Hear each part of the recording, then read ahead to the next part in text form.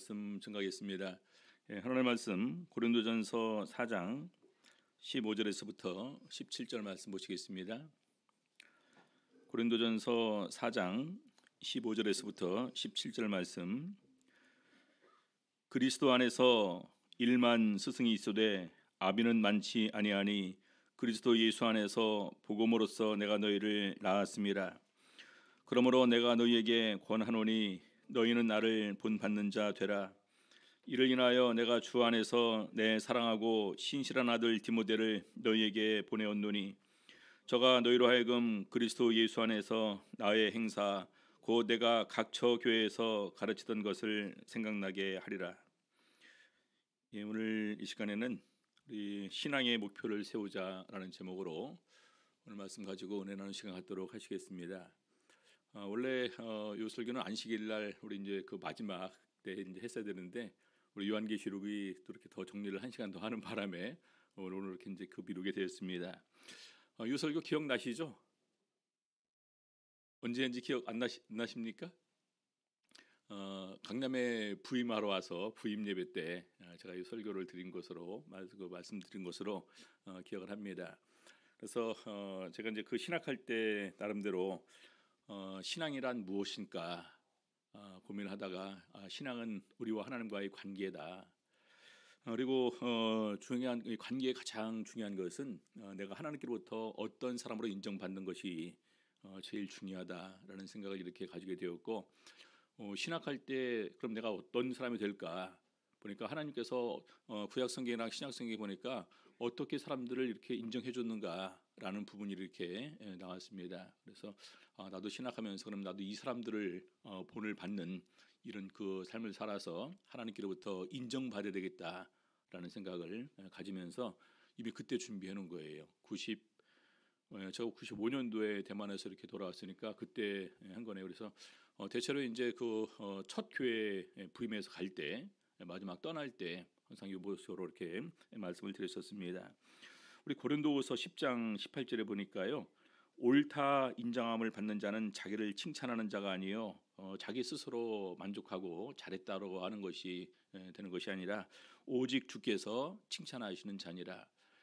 내가 어떤 일을 하더라도 주님께서 어떻게 인정해 주실지, 내가 어떤 사람이 되었어도 주님께서 어떻게 인정해 주실지, 그게 가장 중요한 것입니다. 그래서 오늘 같이 이렇게 또 살펴보시면서 다시 옛날의 기억을 되새겨 보면서 어떻게 내가 이런 사람들을 본을 받아서 나름대로 하나님께 인정받는 신앙인이 될까 같이 생각해 보도록 하겠습니다. 먼저 우리 아브라함은 다 아시는 바와 같이 이 하나님께로부터 친구라 이렇게 인정을 받았습니다. 친구. 굉장히 가까운 이런 그 사이로 하나님께서 아브라함을 인정해 주시는데, 롯이 떠나고 난 다음에 이제 하나님께서 보이는 동서남북 땅을 다 네게 준다고 이렇게 얘기를 했습니다. 땅을 준다고 하니까 얼마나 좋았을까요? 근데 아브라함의 반응이 좀 이렇게 시원치 않으니까 너는 좀 일어나서 동서남북 그렇게 내가 준다고 한 땅 한번 걸어봐라. 우리 아이들한테 선물을 주면 굉장히 좋아하지 않겠습니까? 그래서 그 정도로 하나님께서는 아브라함과 참 가깝게 대화를 하시는 가운데 오늘 18장 17절부터 19절까지 말씀은 소돔과 고모라 성으로 가기 전에 이 소돔과 고모라 성을 멸망시키는 이 내용을 아브라함에게 알려주시는 것입니다. 나중에 이제 결과적으로 이 소돔과 고모라를 멸망을 시키면서도 아브라함의 조카 롯을 아브라함으로 인해서 거기서 구원하신 이런 내용을 저희가 잘 알고 있습니다. 17절에 보게 되면은요, 여호와께서 가라사대 나의 하려는 것을 아브라함에게 숨기게 했느냐? 내가 하고자 하는 것을 비밀이지만 아브라함에게는 얘기해주고 싶다. 그래서 가장 친한 친구 사이라 할지라도 가장 친한 친구 사이이기 때문에 비밀을 우리가 말해주는 것처럼 하나님께서는 그렇게 아브라함에 대해서 생각을 하시는 것입니다. 실제적으로 이사야서 41장 8절에 보게 되면은요, 하나님께서 이사야 선지자를 통해서 이스라엘 백성들을 부르는 가운데에서 이렇게 말씀을 하십니다. 이사야 41장 8절. 그러나 나의 종 너 이스라엘아, 나의 택한 야곱아, 나의 벗 아브라함의 자손아. 그래서 이 사실을 알고 있었기 때문에 우리 역대하라든지 야고보서 2장 23절에 이렇게 이런 데 보게 되면은 바로 유대인들은 하나님께서 아브라함을 벗이라 친구라 부르셨다라는 사실을 이렇게 하는 가운데서 나중에 역대하나 야고보서에 이렇게 기록을 하는 것입니다. 특별히 아브라함이 특별히 하나님과 이렇게 가깝게 인정받은 가장 중요한 이유는 바로 믿음과 순종이다. 이렇게 얘기를 할 수 있습니다. 아브라함의 믿음에 관해서 우리 성경에서 목적지에 가게 될 때 알지 못하고 나갔다. 우리가 이사를 가는데 그냥 어디로 가는지 모르고 그냥 막연하게 짐 싸서 갈 수 있을까요? 쉽지 않겠죠. 예. 근데 그 아브라함은 그때 목적지를 알지 못하고 갔었다. 그리고 두 번째, 이 생명의 주로 하나님을 인정하는 가운데서 믿었음을 증거를 하고 있습니다. 이미 몸의 기능이 신체의 기능이 그럴 수 없는 가운데 있었지만 그럼에도 불구하고 아브라함의 믿음은 오히려 그 믿음이 약해지지 않고 더욱더 견고해져서 하나님께서 말씀하신 대로 이룰 줄을 확신했다. 이렇게 얘기를 하고 있습니다. 하나님께서 아브라함에게 땅의 약속을 하셨고 자손의 약속을 하셨었는데 바로 그 부분에 가서 믿을 때 아브라함은 그것을 의롭다라고 여김을 받았는데 그것이 아브라함 때 이루어진 것은 없습니다. 그렇죠. 아주 오래전 그 시간이 지난 다음에 이것을 이루어지게 되는데 그럼에도 불구하고 나중에 먼 훗날에 이루어질 일이지만 내 눈에 보이지 않는 것이었지만 그럼에도 불구하고 아브라함은 그것을 믿은 믿음을 우리 하나님께서 의롭다라고 여겨주신 것입니다. 그리고 히브리서에서는 시험을 받을 때 믿음으로 이삭을 드렸다. 그래서 하나님께서 다시 살려주실 걸로 믿는 이런 믿음을 함께 가지고 있었음을 우리가 얘기를 하고 있습니다. 왜냐하면은 이삭은 약속의 자녀입니다. 네 씨로 말미암아 이렇게 이제 천하 만민이 복을 받을 것이라고 얘기했는데 만약에 하나님께서 이삭을 주셨는데 그게 죽으면은 다시 하나님께서 약속을 이루시기 위해서는 이삭을 살려줘야지만 다시 이렇게 답이 나오게 되겠죠. 그래서 그런 큰 믿음을 함께 가지고 있었음을 얘기를 합니다. 물론 우리 아브라함 전에도 하나님께로부터 인정받은 사람이 있죠. 그래서 에녹 같은 경우는 하나님께로 가기 전에 하나님을 기쁘시게 하는 자라라는 인정을 받았었다. 또 노아 같은 경우도 노아는 의인이요 당세에 완전한 자라 그가 하나님과 동행하였으며 성경에서는 그렇게 기록이 되어 있습니다. 왜냐하면 모세 오경을 우리 이제 그 모세가 쓰게 될 때에 창세기에 있는 이런 그 내용들 에녹이라든지 노아에 관한 서적들은 모세는 먼 날 사람이기 때문에 모르는 일입니다. 그렇죠. 근데 하나님께서 바로 계시를 통해서 모세에게 기록을 하게 함을 통해서 에녹에 대해서 그렇게 인정해 주셨다. 노아에 대해서 이렇게 인정해 주셨다라는 것을 알 수가 있습니다. 자, 두 번째는요. 모세입니다. 모세. 민수기 12장 3절 보게 되면은요. 이 사람 모세는 온유함이 지면의 모든 사람보다 승하더라. 모세가 구스 여자 이디오피아 여자를 이렇게 첩으로 취했습니다. 안 되겠죠 원래가. 이방 여인을 취하는 것은 또 하나님께서 금하게 되어 있고 또 첩으로 취하는 것도 사실 하나님께서 원치 않는 일입니다. 그래서 그런 잘못을 누가 지적을 하냐면은 미리암과 아론 누나와 형이 이렇게 지적을 합니다. 근데 거기에 대해서 모세가 이런 반구 이렇게 뭐 무시를 해서 대답을 하는 것이 아니라 오히려 다투지 않기 위해서 대답을 하지 않았음을 이렇게 은근히 풍기는 가운데에서 모세의 온유함이 지면의 모든 사람보다 승하더라. 근데 우리가 아는 바와 같이 모세는 굉장히 급하고 다혈질적인 사람입니다. 그렇죠? 사람 아무나 이렇게 아무리 그 하나님을 위한 분노, 이스라엘 백성들을 위한 분노라 할지라도 사람을 쳐 죽이는 것은 그렇게 쉬운 일이 아니거든요. 그렇죠? 근데 모세가 또 40년 지나고 또 40년 지나고 또 이렇게 이제 하나님의 부름을 받아서 쓰임 받는 가운데에서 변했다라는 것입니다. 또 성장했다는 거예요. 변화와 성숙입니다. 그래서 바로 이런 가운데서 하나님께서 모세에 대해서 이렇게 인정을 해줍니다. 그는 나의 온 집에 충성된 사람이다. 나의 온 집에 충성된 사람이다. 그와는 내가 대면하여 명백히 말하는 사람이다.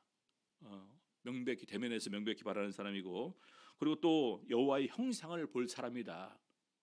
모세에 대해서 엄청난 특권을 이렇게 말씀하시고 있는 것입니다. 그래서 하나님께서 모세에 대해서 얘기한 것이 굉장히 이렇게 그 다른 사람과는 그 차이가 있는 가운데에서 그래서 나중에 보니까 모세가 삼중 역할을 감당하게 되죠. 하나는 선지자 역할, 제사장의 역할, 왕의 역할까지, 치리자 역할까지 모세가 이렇게 담당하는 것을 보게 되면서 바로 모세는 어떤 한편으로는 예수 그리스도를 예표하는 인물로 이렇게 소개가 되기도 합니다. 그래서 이 온유라는 것이 굉장히 참 이렇게 중요하다. 왜냐하면 하나님께서 특별히 온유라는 부분을 강조하면서 모세의 온유함에 대해서 언급을 하셨습니다. 그리고 나중에 예수님께서도 수고하고 무거운 짐진 자들아 다 내게로 오라. 내가 너희를 쉬게 하리라. 나는 마음이 온유하고 겸손하니 나의 멍에를 메고 내게 배우라. 그러면 너희 마음이 쉼을 얻으리니. 그래서 예수님께서도 온유와 그리고 겸손을 이렇게 강조를 하셨습니다. 자, 그래서 정말로 지혜로운 사람이 누구냐? 바로 지혜의 온유함으로 행함을 보이는 사람이 정말로 그 지혜로운 사람이다.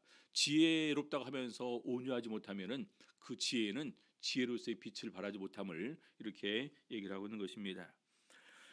자, 그다음에 보게 되면은요, 우리 이제 그 사무엘이 다 이제 이스라엘 백성들이 이제 그 사무엘의 아들들도 많은 부분에서 이제 존경과 사랑을 받지 못하는 가운데에서 또 주변의 열국들이 점차 강대해져 가는 가운데 우리도 왕을 구하자 해서 이제 그 사무엘에게 왕을 구합니다. 굉장히 서운해하는 가운데서 하나님께 말씀을 드리니까 하나님께서 너를 버리는 것이 아니라 사실은 나를 버리는 거다. 왕정 제도가 되게 되면은 어떤 일이 있을 것을 갖다가 다 얘기를 해줘라. 이런 불합리한 일들을 다 억울한 일까지도 당할 것이다. 근데 그럼에도 불구하고 이스라엘 백성들이 그래도 왕을 요구를 합니다. 그래서 사울을 기름 부어주고 그다음에 이스라엘 백성들과 이제 고별을 하게 되는데 고별하는 가운데서 이렇게 얘기를 합니다. 사무엘상 12장 3절을 보게 되면은요, 내가 여기 있나니 여호와 앞과 그 기름 부음을 받은 자 앞에서 내게 대하여 증거하라. 그 기름 부음을 받은 자는 바로 사울을 말하는 거죠. 그래서 여호와 앞과 사울 왕 앞에서 내게 대하여 증거하라. 내가 네 소를 취하였느냐, 네 나귀를 취하였느냐, 누구를 속였느냐, 누구를 압제하였느냐, 내 눈을 흐리게 하는 뇌물을 네 손에서 취하였느냐. 그리하였으면 내가 그것을 너희에게 갚으리라. 그래서 어떤 그 사무엘이 자기의 권력을 이용해서 취한 것, 속인 것, 압제한 것, 내 눈을 속이게 하고 눈을 흐리게 하는 이런 뇌물, 이런 것을 받은 거 있으면 오늘 갚아주겠다라는 것입니다.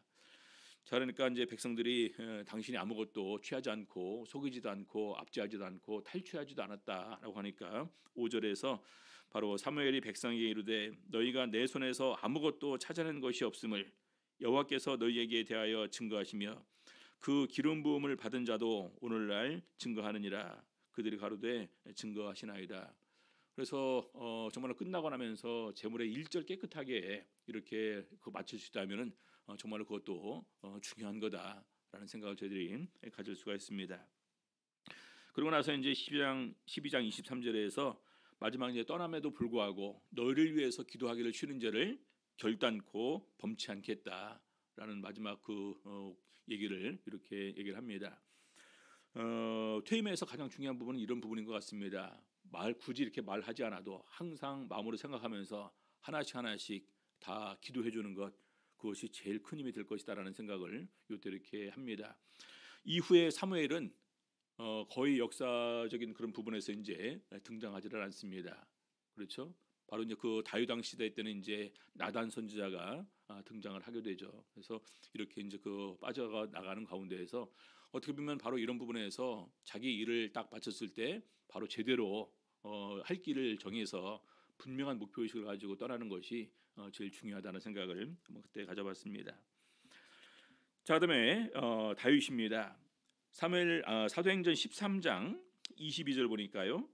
패하시고 다윗을 왕으로 세우시고 증거하여 가라사대 내가 이새의 아들 다윗을 만나니 내 마음에 합한 사람이라 내 뜻을 다 이루게 하리라 하시더니, 요 이새의 아들 다윗을 만날 때가 소년 다윗을 만날 때예요.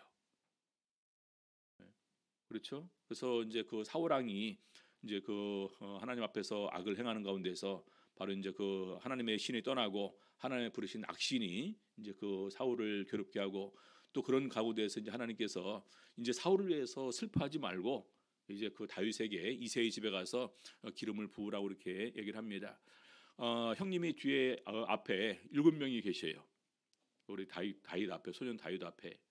근데 볼 때마다 사무엘은 다 마음에 들었어요. 아, 이 사람인가 하니까 외모 보지 말고 나는 중심을 본다. 그러면서 끝까지 내려가서 하나님께서 선택하신 사람이 바로 다윗입니다. 근데 그때 그 다윗이 하나님 마음에 들었다라는 거예요. 소년이었는데 내 마음에 합한 사람으로 이렇게 얘기를 합니다. 어떤 부분에서 합했을까요? 그래서 쭉 보니까 이제 기본적으로 말씀 찬양 기도는 우리 이제 그 다윗이 조금 이렇게 나이가 들었을 때 한 부분이고요. 그다음에 보니까 이 하나님 앞에서의 정직과 믿음이 특별히 하나님 앞에서 남달랐다라는 생각을 할 수가 있습니다. 나중에 이 부분은 다윗이 왕이 되어서도 거의 변하지 않는 가운데에서 정직한 사람으로 다윗은 인정을 받습니다. 그래서 열왕기상 15장 5절 보니까요. 이는 햇사람 우리아의 일 외에는 평생에 여호와 보시기에 정직히 행하고 자기에게 명하신 모든 일을 어기지 아니하였습니다. 평생에 여호와 보시기에 정직히 행했다. 우리 사람이 많은 것을 살다 보면 이룰 수 있지 않습니까? 그렇죠. 재물도 이룰 수 있고 또 건강도 이룰 수 있고 친구도 이룰 수 있고 여러 가지 이제 또 이룰 수 있지만 정직을 잃어가는 순간에 이건 한꺼번에 모든 것을 다 잃어버릴 수 있는 이런 요소가 됨을 이렇게 얘기를 합니다. 자, 그러면서 나중에는 우리 그 다윗 왕이 유다 왕을 평가하는 기준이 됩니다. 그 조상 다윗같이 여호와 보시기에 정직히 행하고 그 조상 다윗같이 정직히 행하지 않고 정직의 기준이 되게 되는 거죠. 자, 그래서 이런 가운데에서 다윗은 하나님에 대해서도 정말 절대적인 믿음을 다윗은 소유한 것으로 우리가 알 수가 있습니다. 블레셋과의 전쟁하게 될 때 골리앗이 와서 이렇게 이스라엘 백성들을 조롱하지 않습니까? 그래서 그때 나간다고 하니까 이제 그 왕이 너 어린데 갑옷을 입혀보니까 너무 커서 입을 수도 없습니다. 소년이기 때문에. 근데 그때 다윗이 이렇게 고백을 합니다. 34절 보니까요. 사무엘상 17장 34절 다윗이 사울에게 고하되 주의 종이 아비의 양을 지킬 때에 사자나 곰이 와서 양떼에서 새끼를 움키면 내가 따라가서 그것을 치고 그 입에서 새끼를 건져내었고 그것이 일어나 나를 해하고자 하면 내가 그 수염을 잡고 그것을 쳐 죽였었나이다. 사자와 곰이 어떤 데 자기가 그렇게 찾아가서 양이 자기 안 물어간 걸 오히려 감사하고 양만 물어간 걸 이렇게 감사해야 되지 않을까요? 근데 끝까지 쫓아가서 사자 입에서 곰 입에서 양을 구해냈다라는 것입니다. 우리 사나운 강아지가 한 요 정도만 되더라도 우리 사람이 무서워서 피하지 않습니까? 막 달려들고 그러면은. 근데 사자 입에서 곰의 입에서 이렇게 새끼를 구해냈었다. 자, 그러면서 36절 주의 종이 사자와 곰도 쳤은즉 사시는 하나님의 군대를 모욕한 이 할례 없는 블레셋 사람이리까. 그래서 바로 이 블레셋 사람 골리앗 자기보다 몇 배나 큰 이런 그 거인이고 용사지만 전혀 두려움이 없습니다. 그러면서 45절 보니까요. 다윗이 블레셋 사람에게 이르되 너는 칼과 창과 단창으로 내게 오거니와 나는 만군의 여호와의 이름 곧 네가 모욕하는 이스라엘 군대의 하나님의 이름으로 네게 가노라. 참 얼마나 멋있습니까? 다른 것 의지하지 않고 온전히 하나님만 의지하는 이 마음을 이미 다윗은 소년 때 가지고 있었던 것입니다. 그래서 그 이후에 다윗이 모든 전쟁에서 승리할 수 있었던 가장 중요한 요건이 하나님에 대한 절대적인 믿음입니다. 자, 그다음에 우리 성경에 보게 되면 다니엘에 관해서 우리 하나님께서 천사를 통해서 어루만져 주는데 은총을 크게 받은 사람으로 이렇게 소개를 하고 있습니다. 영어 성경에서는 가장 크게 사랑을 받은 사람으로 이렇게 소개를 하거든요. 그래서 다니엘이 어떤 부분에서 이렇게 그 하나님께로부터 사랑받는 이런 존재가 되었을까? 역시 다니엘도 모든 부분에서의 정직함과 기도입니다. 기도. 4절 다니엘서 6장 4절 보니까요.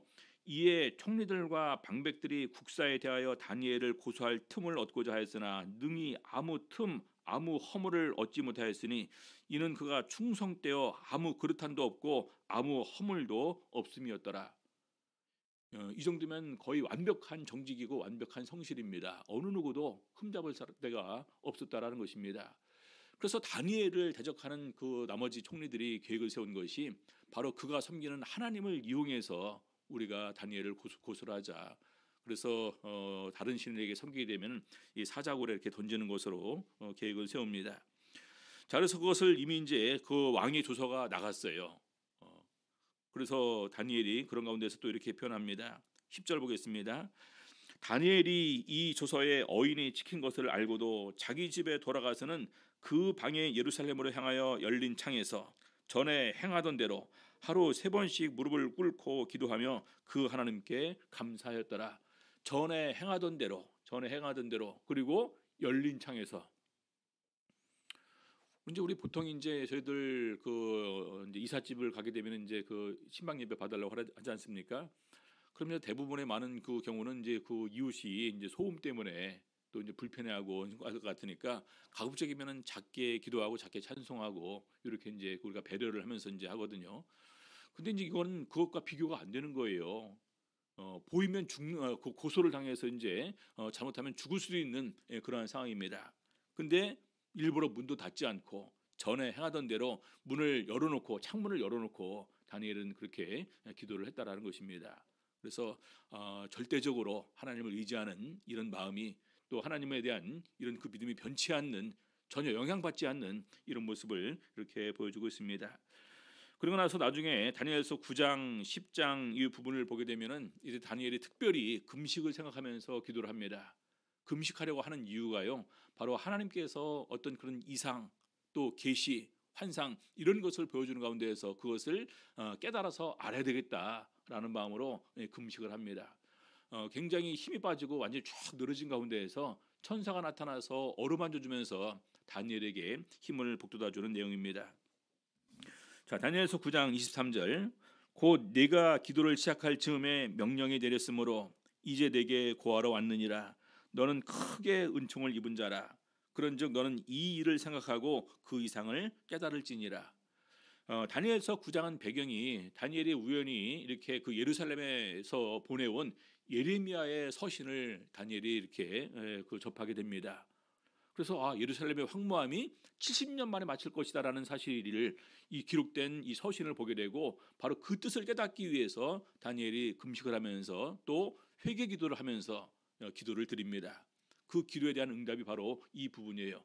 기도를 시작할 즈음에 이미 하나님께서 다니엘의 기도를 들어주리라 명령을 했었는데 나중에 보니까 바사국군이 막아서 영적 전쟁이 그 사이에 이렇게 벌어지고 있었다라는 것입니다. 나중에 천사장 미가엘이 와서 도와줘서 물리치고 이지에 왔노라 하면서 이렇게 얘기를 하는 것입니다. 자, 그다음에 다니엘서 10장에 또 이렇게 금식을 하는데 이것은 큰 전쟁에 관해서 이런 그 이상을 다니엘이 보게 됩니다. 그래서 이 전쟁의 내용이 뭐냐라는 것을 깨닫게 하기 위해서 또 이제 그 기도를 시작하는데 헬라의 알렉산더 대왕이 죽고 난 다음에 이런 수많은 전쟁들에 관한 내용이 쭉 이어지는데 그 부분에 대한 내용을 다니엘이 이제 그 또 깨닫기 위해서 기도를 드리는 것입니다. 그래서 10장 11절에 보니까 내게 이르되 은총을 크게 받은 사람 다니엘아 이렇게 얘기하고요. 10장 19절에 보니까 은총을 크게 받은 사람이여 두려워하지 말라 평안하라 강건하라 그가 이같이 내게 말하매 내가 곧 힘이 나서 가로되 내 주께서 나로 힘이 나게 하셨사오니 말씀하옵소서 이렇게 얘기를 하는 내용이 나옵니다. 마치 이제 하나님께서 엘리야 선지자에게 떡과 물을 갖다 주는 것처럼 다니엘은 직접 이렇게 이제 어루만져 주면서 힘이 나게 하고 또 이렇게 또 말씀으로도 힘을 도와주는 이런 내용이 이렇게 기록이 되어 있습니다. 그래서 그 이유들이 정말로 정직과 성실과 그다음에 절대적인 이런 그 하나님을 섬기는 이런 그 태도들 이것이 어떤 부분에서도 영향이 받지 않았음을 얘기를 하고 있습니다. 자, 마지막으로 우리 사도 바울입니다. 고린도전서 4장 아까 읽었던 부분인데요. 15절부터 그리스도 안에서 일만 스승이 있으되 아비는 많지 아니하니 그리스도 예수 안에서 복음으로써 내가 너희를 낳았음이라. 교회에 교사는 많이 있지만 아비는 많지 않다. 우리 사도 바울은 복음을 전하면서 아버지와 같은 이런 심정으로 복음을 전했음을 얘기를 하고 있습니다. 우리 3살, 4살, 5살, 6살 그 아이들을 대할 때 어떻게 대합니까? 우리가 이성적으로 합리적으로 요구를 하십니까? 논리적인 요구를 하십니까? 그럴 수가 없죠. 걔네들한테는 무조건 다 줄 수밖에 없어요. 무조건입니다. 깨닫기 전까지는. 그렇죠? 그래서 그러한 심정으로 사도 바울이 이렇게 말씀을 전했음을 얘기를 합니다. 그러면서 16절 그러므로 내가 너희에게 권하노니 너희는 나를 본받는 자 되라. 나를 본받는 자 되라. 나를 본받으라라는 그 얘기하는 것이 얼마나 어려운지를 다 알고 있습니다. 그렇죠? 어느 순간에 보니까 참 이렇게 이제 그 제일 조심이 되는 부분이 자녀들이 크면 자녀들 앞에서 말 조심을 해야 되겠더라고요. 왜냐면 이제 바로 이제 그 조금 컸다고 이제 이렇게 지적을 합니다. 근데 이제 조금 커서 지적을 하는 부분에서는 옛날처럼 막무가내로 이렇게 누르거나 또 화를 내거나 그럴 수가 없어요. 예. 그래서 아 이렇게 돼야 되는 거구나. 그래서 오히려 그런 부분에서 그냥 더 이제 하는데 그래도 다행인 것은 얘네가 성경 구절로 저를 이렇게 권면하기 때문에 제가 이유 없이 다 이렇게 100% 받아들입니다. 아내랑 큰 소리 치면 딸내미가 아내 사랑하기를 내 몸같이 하며라는 구절을 보내오고 그래서 그냥 바로 이제 그 자리에서 바로 깨갱하면서 제가 이제 지죠. 아무튼 우리 사도 바울은 너희는 나를 본받는 자 되라. 근데 그 16절 앞에 그러므로라고 돼 있어요.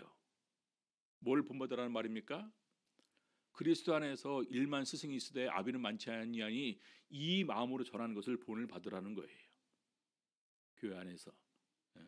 그러면서 17절 이를 인하여 내가 주 안에서 내 사랑하고 신실한 아들 디모데를 너희에게 보내었느니 저가 너희로 하여금 그리스도 예수 안에서 나의 행사 곧 내가 각처 교회에서 가르친 것을 생각나게 하리라. 거기에 대한 보증인이 있는데 바로 디모데라는 것입니다. 디모데를 보면 누가 생각이 난다고요? 바울이 생각나게 될 것이라는 것입니다. 어떻게 하는 것이 하는 말마다 하는 행동들이 그렇게 사도 바울과 꼭 닮았냐. 그래서 바울 사도는 이런 모든 것을 디모데에게 본을 보여주고 디모데는 그것을 본을 받는 가운데에서 그렇게 목회적인 삶을 목회를 했음을 이렇게 얘기를 하고 있습니다. 자 그러면서 우리 사도 바울이 특별히 몇 가지를 언급을 하는 부분이 있는데요. 요 네 가지는 우리가 신앙 안에서 그 사람의 인간 됨됨이를 우리가 알 수 있는 또 사회적으로도 그 사람이 어떤 사람인지를 알 수 있는 중요한 요소가 되는 것입니다. 그 사람이 어떠한 사람인지를 알아보기 위해서는 권력을 그 사람 손에 이렇게 쥐어줘 봐라. 많은 사람이 권력을 잡게 되면 변하는 사람들이 있거든요. 그렇죠? 또 어떤 사람은 재물을 많이 쥐어줘 봐라. 어떻게 변하는지 또 이렇게 우리가 볼 수가 있습니다. 또 수많은 식물들을 음식들을 그 앞에 이렇게 차려놔 보면은 그가 어떤 사람인지 알 것이다. 그래서 거기다 하나 덧붙여서 이제 믿음의 크기죠. 믿음의 분량을 통해서 우리가 같이 이렇게 생각을 해보겠습니다. 먼저 권세적인 부분에서 사도 바울은 그렇게 고백을 합니다. 고린도전서 9장 12절 다른 이들도 너희에게 이런 권을 가졌거든 하물며 우리일까 보냐. 다른 사도들도 사도가 된 다음에 마땅히 누려야 될 권리가 있습니다. 그러지 않습니까? 근데 그 권리를 사도 바울은 사용하지 않았다라는 거예요. 그러나 우리가 이 권을 쓰지 아니하고 범사에 참는 것은 그리스도의 복음에 아무 장애가 없게 하려 함이로다. 영적인 권세는요 본인이 세우는 것이 아니라 다른 사람이 세워주는 것입니다. 내가 세우고자 할 때 이미 그것은 실패하는 거예요. 사랑과 존중을 강요해서 얻을 수 있습니까? 그럴 수 없는 거죠. 그래서 사도 바울은 자기에게 주어진 권세를 쓰지 않았음을 고백을 합니다. 자 그다음에 재물을 보게 되면은요 고린도후서 12장 15절 내가 너희 영혼을 위하여 크게 기뻐함으로 재물을 허비하고 심지어는 또 내 자신까지 허비하리니 이렇게 얘기를 하고 있습니다. 사도 바울은 오히려 교회에 폐를 끼치지 않도록 다짐을 했다 그렇게 고백을 합니다. 그래서 재물적인 부분에서 실패할 수 있는 그런 여지가 있으니까 오히려 더 나아가서 사도 바울은 너희 영혼을 위해서 크게 기뻐함으로 내 재물을 허비하고 심지어는 나 자신까지도 허비하고 더 나아가 하나님의 은혜의 복음 증거하는 일을 마치려 하면은 내 생명도 조금이라도 귀한 것으로 여기지 아니하노라 이렇게 고백을 합니다. 이런 고백을 하고 난 상태에서 이런 결심을 하고 나서 보게 되면요, 이런 그 재물들이 사실은 너무나 작고 그냥 이렇게 아무것도 아닌 것으로 저희가 이렇게 충분히 생각을 할 수 있습니다. 그다음에 음식이죠. 고린도전서 8장 13절 그러므로 만일 식물이 내 형제로 실족해 하면 나는 영원히 고기를 먹지 아니하여 내 형제를 실족지 않게 하리라. 먹는 것보다 뭐가 더 중요합니까? 우리 형제 구원이 더욱더 중요하다는 거예요. 그래서 그 음식이라는 것들 사실은 이제 우리가 항상 고민하는 부분이 그거지 않습니까? 뭘 먹을까? 뭘 마실까? 무엇을 입을까? 이것은 이방인들이 구하는 것이다. 너희 천부께서도 이것이 너에게 필요한 줄을 다 안다. 오히려 일용할 양식으로 우리가 그냥 쓰기에 이런 그 만족한 그런 마음으로 구하는 것이 더욱더 중요한 것임을 저희가 기억을 하셔야 됩니다. 마지막으로 로마서 15장 1절에 보니까요. 우리 강한 자가 마땅히 연약한 자의 약점을 담당하고 요 강한 자 14장, 15장, 16장까지 쭉 이어지는 것을 보게 되면은요. 믿음이 약한 사람들과 믿음이 그 강한 사람들에 대한 비유가 쭉 나옵니다. 근데 강한 자가 마땅히 연약한 자의 약점을 담당하고 자기를 기쁘게 하지 아니할 것이라. 강한 자는 항상 나보다 더 약자를 먼저 생각을 할 수가 있어야 된다는 것입니다. 그러면서 우리 각 사람이 이웃을 기쁘게 하되 선을 이루고 덕을 세우도록 할지니라. 그래서 저희가 이 세상에서 이미 가장 귀하고 소중한 것을 이미 받아서 누리는 사람들이다라고 생각하게 되면요, 이 세상의 모든 사람이 우리가 배려하고 돕고 나눠주고 사랑을 실천해야 될 사람인데, 더 특별히 우리 주 안에서 형제되고 자매된 사람들을 우리는 돌아볼 수 있는 그런 마음을 가지셔야 됩니다. 그래서 나름대로 우리가 이런 몇 명의 인물들을 이렇게 거론했었는데, 중요한 것은 이 인물들 외에도 성경에 더욱더 많은 인물들이 많이 있습니다. 최종적으로는 우리가 하나님 앞에서 나는 어떤 사람으로 인정을 받을 것인가, 인격적인 부분에서, 그리고 더 나아가서 또 하나님 앞에서 내가 한 일에 대해서 어떻게 결산할 것인가, 하나님께서는 그 한 일에 대해서 어떻게 또한 인정을 해주실 것인가, 이것을 생각하는 가운데에서 더욱더 우리 하나님을 기쁘시게 섬길 수 있는 우리 성도님들 다 되시고, 정말 하나님 앞에서 이런 모든 것에 대해서 기쁘게 마지막에 결산할 수 있는 우리 성도님들의 삶이 될 수 있기를 우리 주 예수 이름으로 바랍니다. 찬양, 아까 우리 456장을